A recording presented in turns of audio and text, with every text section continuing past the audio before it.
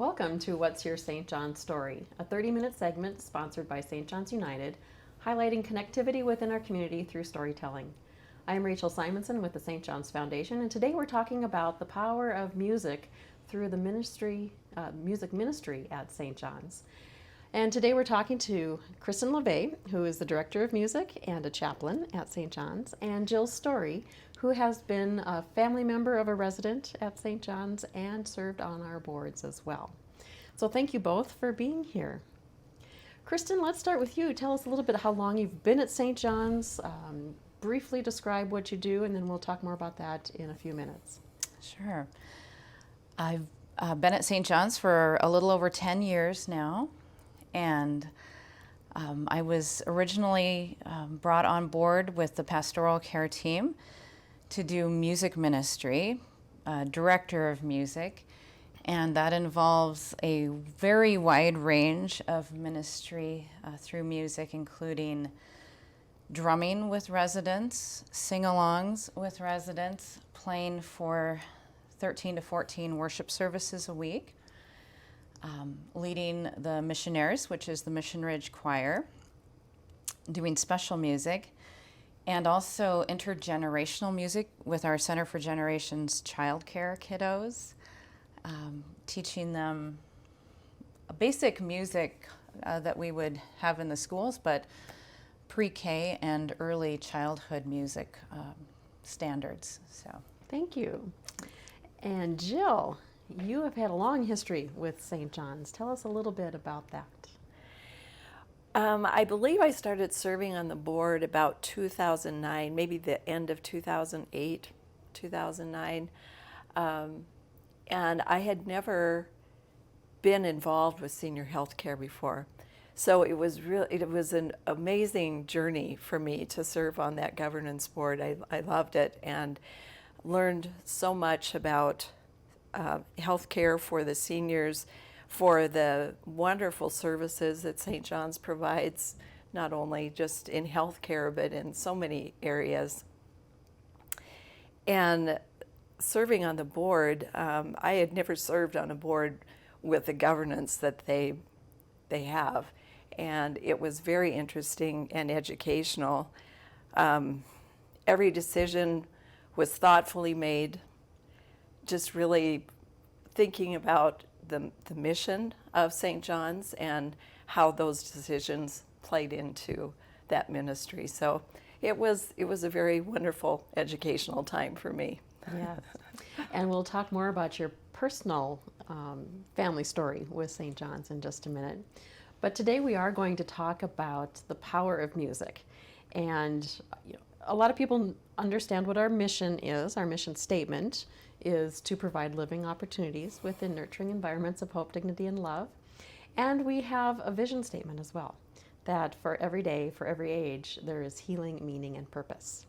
And the music piece, I know that I have witnessed that, has really provided a lot of that meaning for people and a lot of healing for people as well. And Kristin, I'd like to have you talk about the power of music in general, but I'm going to start with a personal story of my own, if I can. Just a couple of weeks ago, my husband and I were in the car for an extended period of time, and 80s on 8, they were doing the countdown from the weekend that week in 1984. And I tell you what, I was transported right back to 1984. If you had said to me earlier that morning, tell me what you were doing the summer, late summer in 1984, I'm like, I have no idea. But you put that music in front of me, and I could tell you almost with great clarity to the day how my summer transpired. And it was that music that took me right back. So Kristin, why is music so powerful? well, I think you touched on one of the most important pieces, that music is tied to memory. And especially for our residents and families at St. John's, music can take us to places that we can't go any longer. As our residents age, their worlds get so much smaller because they've downsized to move in, and as they may need more care, that space might become smaller and smaller. So music gives them this journey, these adventures, these memories, these, like you said, meaning. There is so much meaning in music. When we sing together, quite often in Missionaries, we'll sing a song, and 3 or 4 people will say, "Oh, that reminds me of," or "I remember when I saw this person sing this song," or "That was the year I got married," or "That hymn was, a special song at this service." And so there are so many connections that music have to our past, to very important special moments in our lives too. Yeah. And so we relive those when we share music and when we engage our residents in music. And music is also, it engages the brain in ways that many activities don't. And it's something that everyone can participate in, no matter how old you might be, no matter what your skills or abilities are. I had piano lessons with someone who was 96. He was about 93 and decided he wanted to take piano. And so we did. And he said, well, why not? I've got plenty of time on my hands, right?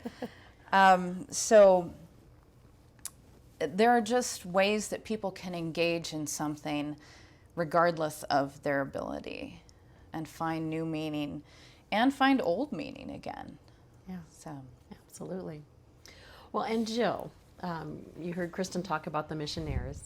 Tell us the story of your mom and her connection with St. John's and how music was so vital in her life. She moved to St. John's in 2007 and had lived on a ranch, been married to my dad for 62 years and lived on the ranch after he passed away for another 5 or 6 years. And so that transition from moving from the home you've had for so many years to a new place and new surroundings and new people is challenging for seniors. But she got to Mission Ridge, and at that point in time, that's when the Missionaries group was just starting, and they were kind of gauging interest in would the residents like to have a time to sing together and just get together once a week. And so David had learned that Mother had been a choir director and for many years up at Melville.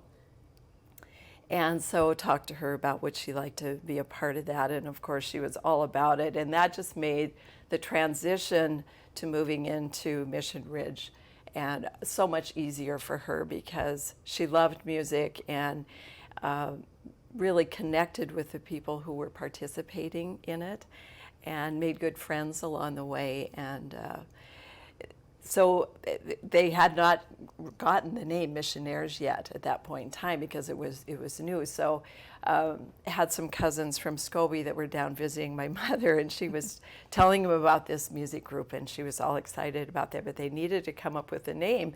And so the 3 of them were sitting there visiting, and they said, well, I think it's got to be the Missionaries. So that was the beginning of the Missionaries, and just a wonderful, wonderful time in her life. And as you said, it's just going through, picking out music and enjoying, the music of their era and bringing that back and beautiful hymns to sing. And it just was a wonderful time for her. And for those who aren't as familiar with St. John's as we are, Mission Ridge is the independent living. Cruise ship on land, essentially. People coming and going all day long, doing things that are of interest to them, but living in community together. And so very much this was an activity that engaged them in many different ways. And they sang for events at St. John's. I believe that they sang probably community type events as well sometimes. Secular fun songs, sacred hymns, just A to Z. And is this Missionaries still in We action still today? meet on Wednesdays at 11 o'clock in the Mission Ridge Chapel for all who are interested. And we do events. Of course, with COVID, things got a little slowed down for us, but we sing. One of the things that we've done is sing when one of our members dies. We often will appear at their memorial and provide music, which is just a beautiful way to honor our friends and living in those communities. But we have done special veteran events when Windstone's cornerstone was being placed. That event, the Missionaries were a part of. We bussed out to the Heights and sang for that. And we've done annual meetings and delegate day. We've done off the campus. We've showed up for different, at the Optimist Club, for instance. And we aren't flashy. We enjoy the hymns that we sing and some musicals, hits from musicals like Oklahoma and favorites. But it's a really wonderful way for people to be in community with each other, do something that they've maybe done in the past. And every week, one or two people will say, that was the best hour of my week. Which is really a beautiful thing, to think that coming together and making music together is just that meaningful, that people continue to come and participate. And this happens all over the campus in all of our aspects, the arc of life that we serve. You mentioned from the kids in the Center for Generation all the way through to end of life. Tell me about what it takes to be intentional about bringing music to people's lives, no matter where on our campus they're living. So we've done, over the years, I've tried all kinds of things, and including, sing-alongs, because even if you can't sing, sometimes just coming together and listening to familiar songs is meaningful. We also have drumming groups. It's very low tech. I play the piano, people tap along with an instrument. Sometimes we sing and play. And we, again, evoke memories from the music that they pick. Most often people will shout out requests. And so I've learned a lot of the favorites. And it's just fun to see a group light up. For instance, in our memory care, again, music evokes memory. So when I go to our memory care communities and bring a bag full of shakers and drums and jingle bells, and we're just tapping along to 5'2" Eyes of Blue, certainly a story will happen. And people will sing along. They'll remember Home on the Range. I can't tell you, folks who aren't really able to have a conversation with me will sing every word to Home on the Range, or Jesus Loves Me, or In the Garden, or How Great Thou Art. And so being intentional, showing up, listening to what their stories are, and how to bring that music into their lives where they're at, just to provide some meaning and purpose in their day. Yeah. And Jill has a story about her mom that you shared with me, and maybe Jill would like to share, but your mom had a period of time when she was in transitional care. And something happened there. You want to talk a little bit about that? Well, the missionaries came down to visit her, and that was just such a wonderful day for her. I'm not sure if she knew that you were coming ahead of time or not, but when she was in transitional care, she'd had a slight stroke, and so you're down and feeling down a little bit, and when the missionaries walked in the door and the music started, it was just like, oh wow, I'm back. This is great, and I wanted to tell another story about Kristin, and the intentionality of bringing music to these folks. Mother was in a cottage in her last years there, and Kristin, bless her heart, would come down and make sure that she got up to Mission Ridge for the missionaries, you know, for as long as she was able to do that, and when the weather was good enough to be out and about, you know, didn't come in a snowstorm, but the rest of the time. And that meant so much to her to be able to be there. Yeah, and I recall back when I was on the board and in my early days of working at St. John's, I think a couple of times an annual meeting or something like that, your mom came along with the missionaries. She was no longer the director. That was probably beyond her at that point, but she would sit on the side and just direct the lawn. She still directed. She still directed, and so it was just always something that just absolutely gave her purpose and meaning in her days. Mm-hmm. Well, in her very last days, I was sitting with her, and it was getting close to Christmas. It wasn't Christmas time yet, but it was getting close, and the staff had put Christmas music on because that was just her favorite. Mm-hmm. And she was laying there in her bed with the covers over her, and Joy to the World came on. And pretty soon I see under the covers. and she got her arms out and she's directing, and I said, and she hadn't even spoken to me for quite a while, and I said, Mom, are you directing the choir at Melville? Because I thought that's probably where she was thinking. And she said, yes. And I said, Joy to the World's one of your favorite songs, isn't it? And she said, yes, it is. And she directed until the end of the song. That's just amazing. That is so amazing. Well, end of life is something that happens regularly at St. John's. We have a very nurturing process to help people transition through that stage of life. And Kristin brought a prop today, and she has a story. And Kristin, go ahead and talk to us about what this is, and share your story. So this is an ocean drum. I'll try not to make it too loud, but it's a quite a large drum, and it's hard to see. But there are tiny ball bearings in here, so if I hold it just right and tilt it, you will hear the ocean. Okay. So I'm just going to show you how that works.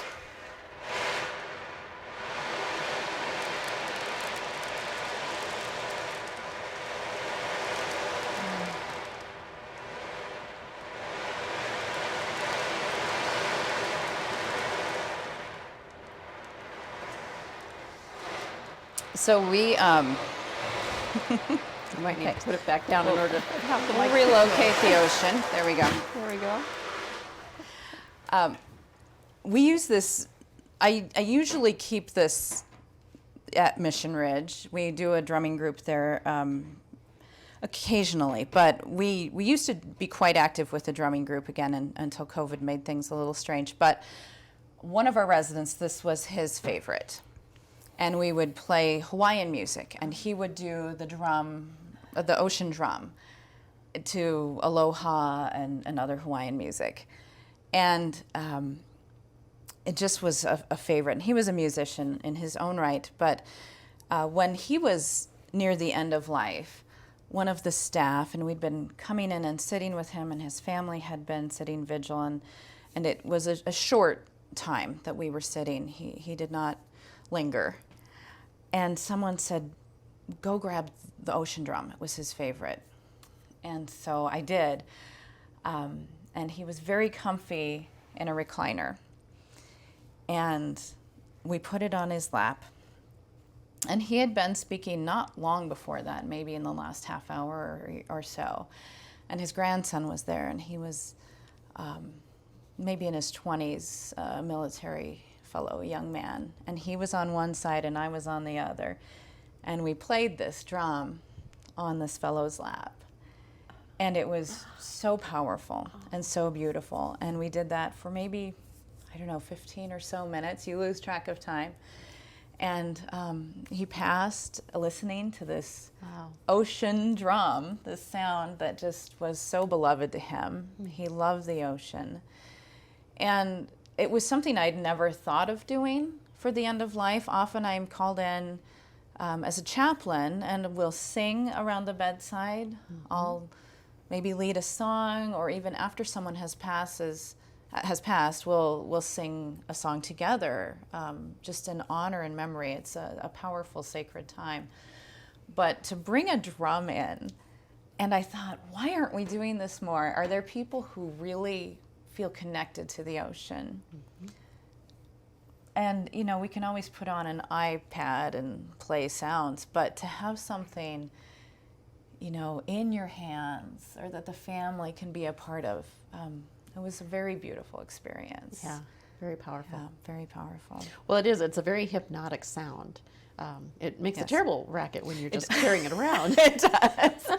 And if you drop it, it sounds like dishes have been broken. So it can be a little rough. Yeah, but as you were maneuvering it, it's very hypnotic actually, Yeah. and restful.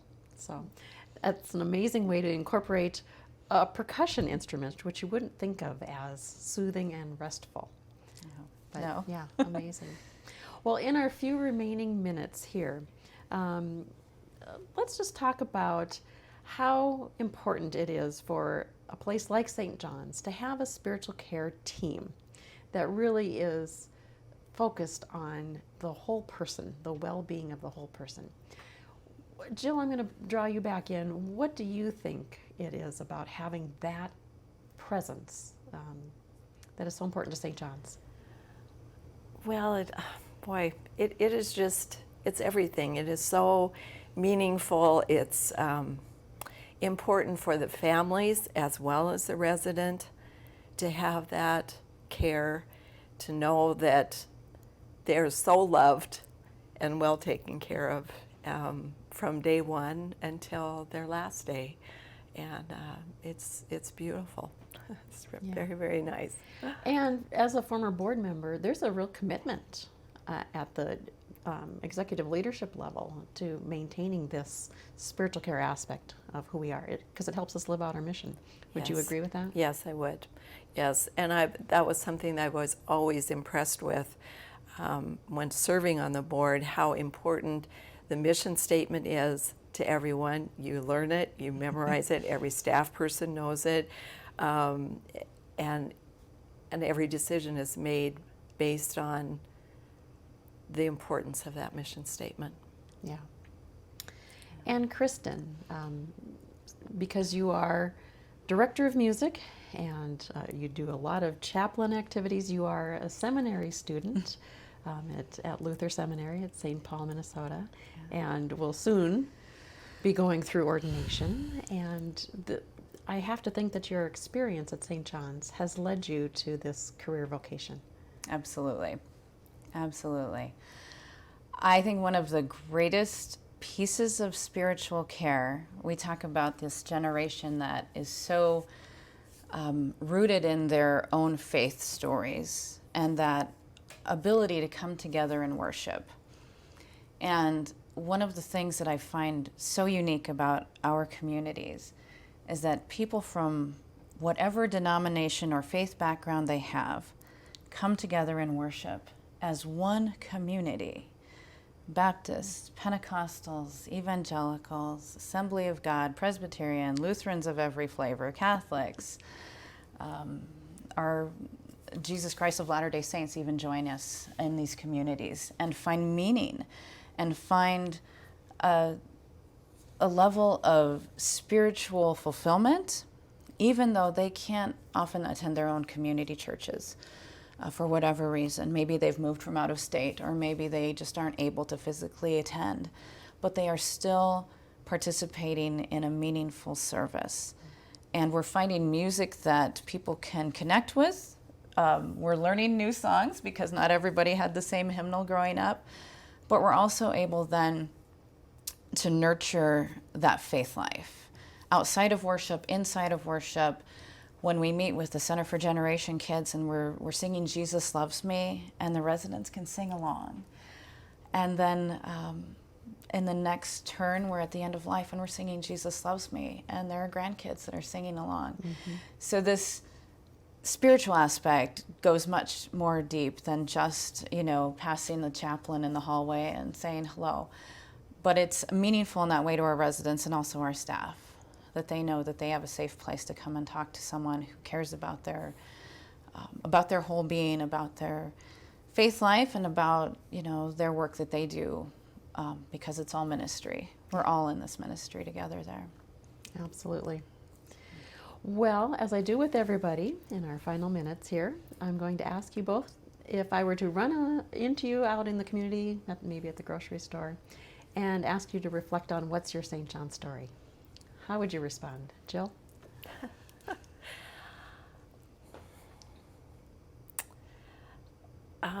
Well, a very positive experience. Love their outreach to the community, as well as to all of the residents in every phase of their life at St. John's. The music is wonderful. And as everyone knows, as they drive by St. John's in the summertime, the beauty of the campus is amazing. I don't know of another place like that, and where that beauty is there, and that's important to them to provide that for their residents and for the community as well. Loved my time being part of on the board. Certainly did learn a lot more about what St. John's is about, their outreach and the services they provide, and it's a very positive story, and I'm thankful to have been part of it. Absolutely. And you're not finished with it either, I'm sure. We'll find some other capacity for you to serve in as time goes on. Kristin, what would you say is your St. John story?